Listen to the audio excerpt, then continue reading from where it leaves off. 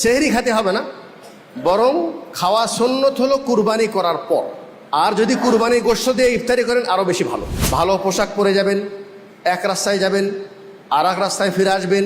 আমরা যেন ঈদ উল ফিতরে এবং ঈদ উল আজহায় যুবতী মেয়েদেরকে, এমনকি মাসিক ঋতু অবস্থায় মেয়েদেরকে অবশ্যই ঈদগাহে নিয়ে যাই।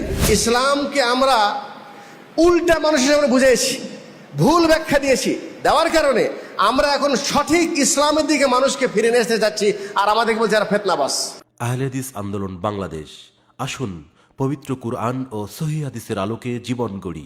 আলহামদুলিল্লাহি রাব্বিল আলামিন, ওয়াসসালাতু ওয়াসসালামু আলা আশরাফিল আমবিয়াই ওয়াল মুরসালিন, নবিয়িনা মুহাম্মদ ওয়া আলা আলিহি ওয়া আসহাবিহি আজমাইন, আম্মা বাদ। ঈদের দিনে ঈদুল আজহায় কিছু না খেয়ে ঈদগাহে যাওয়া সুন্নত, এবং সেহরি খেতে হবে না, বরং খাওয়া সুন্নত হলো কুরবানি করার পর। আর যদি কুরবানি গোশত দিয়ে ইফতারি করেন আরও বেশি ভালো। ঈদুল আজহার ক্ষেত্রে, ঈদুল ফিতরে কিছু খেয়ে যাওয়া সুন্নত। ভালো পোশাক পরে যাবেন, এক রাস্তায় যাবেন, আর এক রাস্তায় ফিরে আসবেন, এবং আসার পর কুরবানি জবাই করবেন। কুরবানি যারা গোশত কাটবে, যারা চামড়া ছিলবে, তাদেরকে আলাদা পকেট থেকে টাকা দিয়ে তাদের উজরা দিবেন। গোশত যদি এক্সট্রাভাবে পরে দিতে চান সেটা আপনার ইচ্ছা, দিলেও সে যেন খুশি থাকে, আর না দিলেও সে যেন খুশি থাকে, ওটা তার কর্মের ফল। আর গোশত দিলে এমনি এহসান করে দিতে পারেন। কুরবানির পশু অবশ্যই ঈদের পরে জবাই করতে হবে। কেউ যদি আগে জবাই করে কুরবানি হবে না। কুরবানির পশুটি অবশ্যই তাকে খুদ মুক্ত হতে হবে, স্পষ্ট কানা যেন না হয়, স্পষ্ট খোরা যেন না হয়, স্পষ্ট রুগী যেন না হয়, স্পষ্ট দুর্বল যেন না হয়। কিনা নিয়ে আসার পর কুরবানির জন্য ভালো পশু নিয়ে এসছি, তারপর একটা খুঁত হয়ে গেছে, এতে কোনো সমস্যা নেই, এতে কোনো সমস্যা নেই।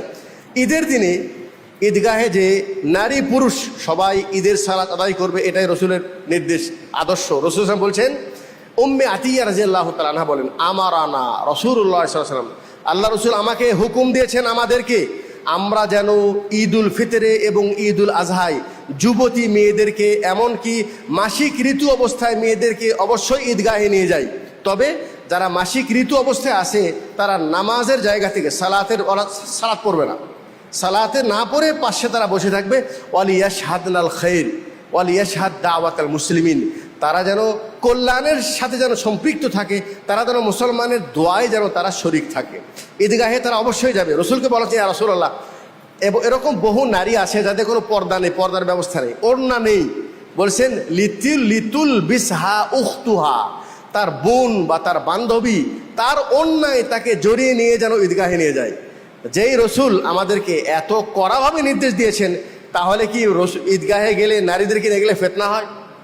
তাহলে ইসলামকে আমরা উল্টা মানুষের সামনে বুঝিয়েছি, ভুল ব্যাখ্যা দিয়েছি, দেওয়ার কারণে আমরা এখন সঠিক ইসলামের দিকে মানুষকে ফিরে নিয়ে আসতে যাচ্ছি, আর আমাদেরকে বলছে যারা ফেতনাবাস, এরা নতুন নতুন ফেতনা করতেছে।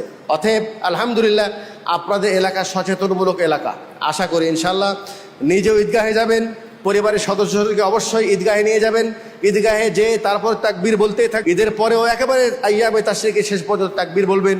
ঈদের সালাত হবে 12 তকবীরে বিশুদ্ধ হাদিস দ্বারা। প্রথম তাকবীরে তাহরিমার পরে 7 তাকবীর সারা পড়বে, তারপরে 7টা তাকবীর দিবে, তাকবীরের মাঝখানে কোনো দোয়া নেই।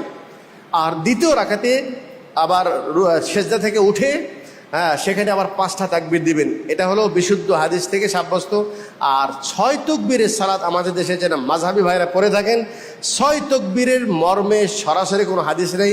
তারা জানাজার মতো করে পড়ার হাদিসটা যেটা দেয়, আসলে সে হাদিসের সাথে না অর্থের কোনো মিল আছে, না হাদিস রসুল সাল্লাল্লাহু আলাইহি ওয়াসাল্লাম থেকে বিশুদ্ধভাবে সাব্যস্ত। অতএব সহিহ হাদিস থাকলে জয়ীফ হাদিসের দিকে যাওয়ার কোনো প্রয়োজন নাই। আপনি যেই মাযহাবে থাকেন, যেই তরিকায় থাকেন, মনে রাখবেন মাযহাব আপনার জন্য মূল নয়, তরিকা আপনার জন্য মূল নয়। আপনার মূল হলেই দেখেন তো আপনার আমলটা রসুল থেকে বিশুদ্ধ সূত্রে সাব্যস্ত কিনা।